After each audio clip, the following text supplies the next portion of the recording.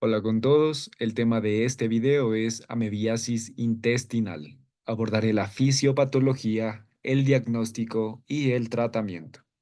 Bueno, primero es importante conocer cuál es el agente etiológico de la amebiasis intestinal.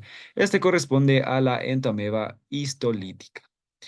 Además, es importante conocer que esta entoameba, esta especie o su quiste, bajo el microscopio va a estar caracterizado por tener cuatro núcleos. Esto nos va a permitir diferenciarlo fácilmente de otra especie no patogénica, como lo es la entoameba coli, la cual se caracteriza por tener ocho o más núcleos. Ahora, aquí tenemos un pequeño problema, y es que hay otras tres especies de entomeba que suelen ser normalmente no patogénicas, que también bajo el microscopio se caracterizan por tener cuatro núcleos. Estos son la entomeba dispar, la entomeba moshkovsky y la entomeba hartmanni.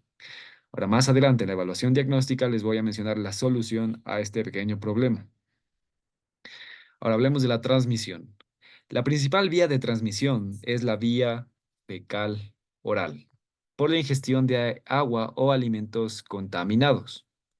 También otra vía de transmisión es la sexual y a través del contacto oral fecal. Algo que es sumamente importante considerar es que un solo quiste, uno solo, puede sobrevivir en el ambiente semanas a meses y causar la infección. Ahora, veamos cómo es el ciclo de vida de la entoameba histolítica dado por la CDC. Ya. Después de esta transmisión, sea por alimentos o por el contacto sexual, se ingiere el quiste maduro. Este quiste llega hacia el intestino delgado y en el intestino delgado ocurre la exquistación, en donde pasa de ser un quiste a ser un trofozoito. Este trofozoito posteriormente va a llegar hasta el colon. En el colon, facilitado por unas moléculas llamadas lectinas, se va a adherir a los colonocitos o a las células que recubren el epitelio de la mucosa a nivel del colon. Bien, y aquí lo que va a ocurrir es que el trofozoito de entoameba histolítica va a liberar algunas moléculas virulentas, algunas proteínas virulentas, como lo son las metaloproteinasas y los ameboporos. Estas moléculas favorecen la degradación, la destrucción del tejido del colon, lo cual genera ulceración y permite que la entomeba histolítica ingrese más allá del epitelio. Esto además favorece esta pérdida de la continuidad de la barrera, como lo es el epitelio del colon, favorece la salida de agua, de iones y también de glóbulos rojos, lo cual se va a manifestar como diarrea y como disentería. Bien, en cuanto a la epidemiología, tenemos que la mebiasis tiene una distribución mundial, pero hay mayor prevalencia en países de escasos recursos, siendo países o regiones con tasas altas, India, África, México, Centroamérica y Sudamérica. En países de altos recursos, por otro lado, los casos que suelen reportarse allí suelen ser de pacientes que han viajado a algunas de estas regiones con alta incidencia. Bien, y en zonas de alta prevalencia como tal, las mencionadas aquí, va a haber un mayor riesgo en pacientes masculinos que tienen relaciones sexuales con otros pacientes del sexo masculino.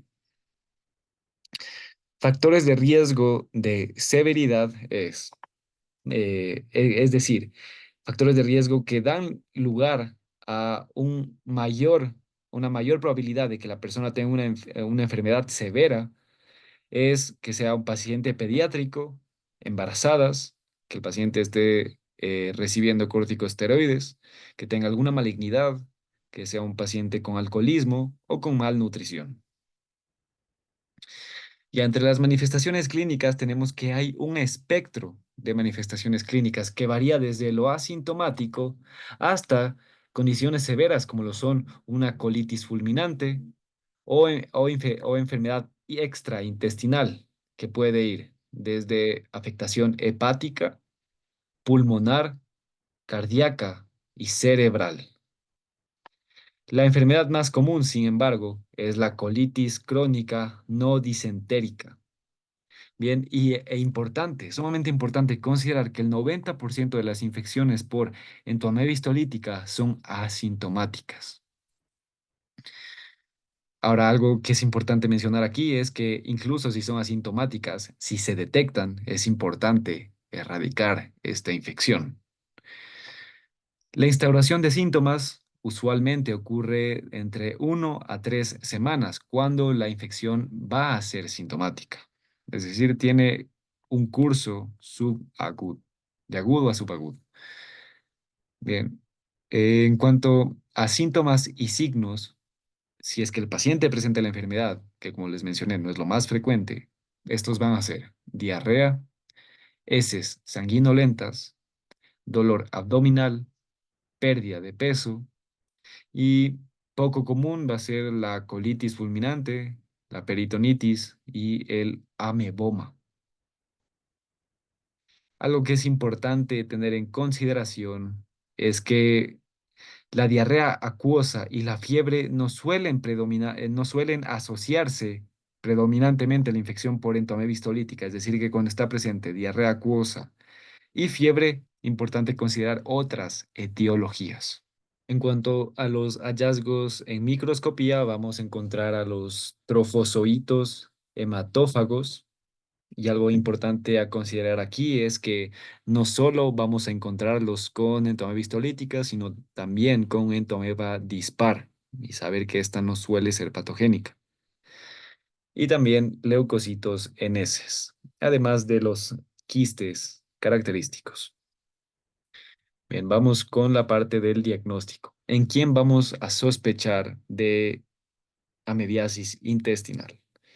Vamos a sospechar en pacientes con diarrea aguda o subaguda, especialmente si es sanguinolenta, más una exposición epidemiológica relevante. O bien en pacientes con diarrea persistente y exámenes iniciales, sean virales o bacterianos negativos. Bien, para la evaluación diagnóstica, las opciones preferidas y que nos van a permitir distinguir las especies de entoameba que morfológicamente se ven idénticas bajo el microscopio va a ser PCR, que es la opción preferida, la reacción en cadena de la polimerasa. Detección de antígeno va a ser la que está en segunda línea. Esto nos va a permitir distinguir entre entoameba histolítica y entoameba dispar. Y por último, evaluación microscópica de heces. Esta no nos permite distinguir entre especies, y esta es la del problema, y además se requiere de 3 muestras, 3 días diferentes. Otras opciones va a ser colonoscopía con toma de biopsia con toma de muestra para biopsia, estudio histológico. Y aquí, importante mencionar que no es una opción adecuada debido a que implica un riesgo de perforación durante la expansión del colon. Y aquí está la biopsia característica de la amebiasis intestinal, como lo es esta úlcera en matraz. En esto siempre lo vamos a encontrar en sus pruebas de patología. Bien, y por último está la serología, que realmente no es útil para determinar si es que se trata de una infección aguda o de una infección previa. El diagnóstico diferencial va a consistir en shigelosis, en infección por E. coli entero-hemorrágica, salmonelosis, Campylobacter jejuni, Clostridioides difficile, especies de vibrio, que son no cólera, porque recordemos que la cólera va a producir característicamente una diarrea de tipo secretora abundante, tuberculosis intestinal, especialmente en pacientes inmunosuprimidos, y causas no infecciosas, como isquemia mesentérica en pacientes con factores de riesgo importantes cardiovasculares y enfermedad inflamatoria intestinal. Importante en estos casos considerar factores epidemiológicos de importancia, antecedentes de ingesta o administración de antibióticos, entre otros. Bien, para el tratamiento, el objetivo va a ser eliminar trofosоitos invasores, bien, los que gracias a las metaloproteinasas, a los amegoporos, están invadiendo como tal la pared del colon y erradicar al parásito luminal, es decir, a aquel que todavía no ha ingresado a la pared intestinal. Bien, en el caso de la infección asintomática, el objetivo va a ser eliminar al parásito luminal, ya con un agente precisamente intraluminal, es decir, que no se va a reabsorber, no va a ser absorbido adecuadamente. Aquí la primera línea va a ser la paromomicina. Bien, la dosis va a ser de 25 a 30 miligramos por kilogramo al día, dividido en 3 dosis por 7 días. Las alternativas son furoato de diloxanida, 500 miligramos por vía oral 3 veces al día, para adultos por 10 días. En niños, la dosis va a ser 20 miligramos por kilogramo 3 veces al día. Otra opción es el yodoquinol, 650 miligramos 3 veces al día después de las comidas en adultos y o 40 miligramos por kilogramo 3 veces al día por 10 días en niños. Bien, para la infección sintomática, aquí vamos a utilizar la terapia sistémica, es decir, la que es absorbida y la intraluminal, la que no es absorbida. Entonces, es importante aquí saber que primero vamos a administrar la terapia sistémica, la que nos va a permitir erradicar al parásito invasor, y esta va a ser seguida de la terapia intraluminal, que es la que les mencioné aquí, la que primero es paromomicina. Entonces, a partir de ahora, consideren que esto va a ser primero la fase sistémica y después de haberla acabado, vamos con la fase intraluminal para las infecciones sintomáticas. Y entonces, si la infección es leve a moderada, el régimen preferido es metronidazol 500 a 700 miligramos 3 veces al día en adultos o 35 a 50 miligramos por kilogramo 3 veces al día, o más bien dividida en 3 dosis y a lo largo del día por 7 a 10 días. Las alternativas van a ser tinidazol 2 gramos 1 vez al día por 3 días, ornidazol 500 miligramos 1 vez al día por 3 días o nitazoxanida. Recordemos que a esto se le va a seguir la terapia intraluminal con paromomicina. Es decir, la duración total del tratamiento va a ser más o menos de unos 14 a 17 días.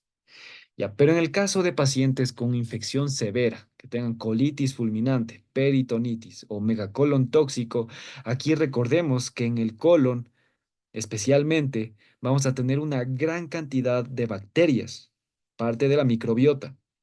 Cuando la endoameba histolítica está generando las úlceras, hay una pérdida de la barrera, lo cual va a facilitar que las bacterias ingresen a la pared intestinal, generando infección.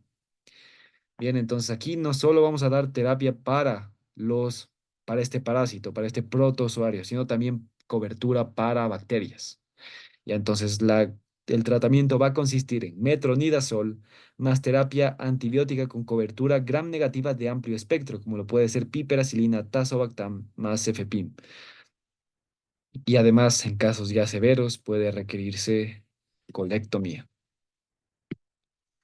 Bien, algunas consideraciones importantes en cuanto al tratamiento es que en pacientes embarazadas que tengan enfermedad leve a moderada, se va a evitar metronidazol debido al riesgo de teratogenicidad y se va a preferir paromomicina, ya que recordemos no se absorbe adecuadamente.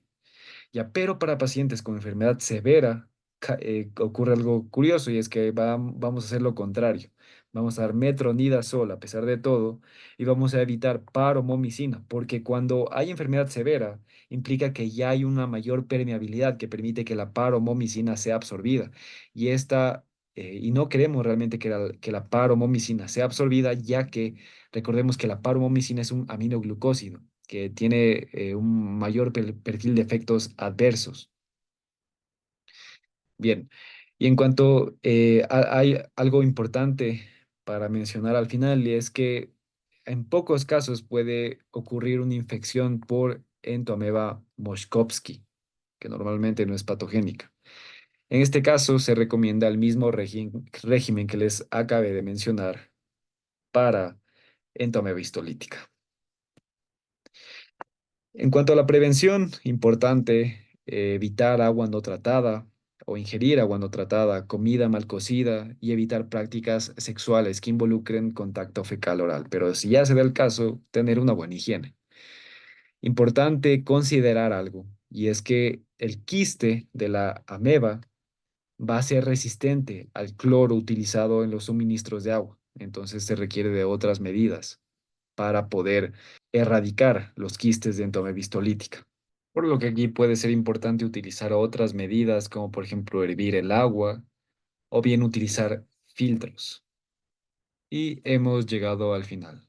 Si el video te gustó, te sirvió, que es lo más importante, te invito a que te suscribas, le des like y lo compartas.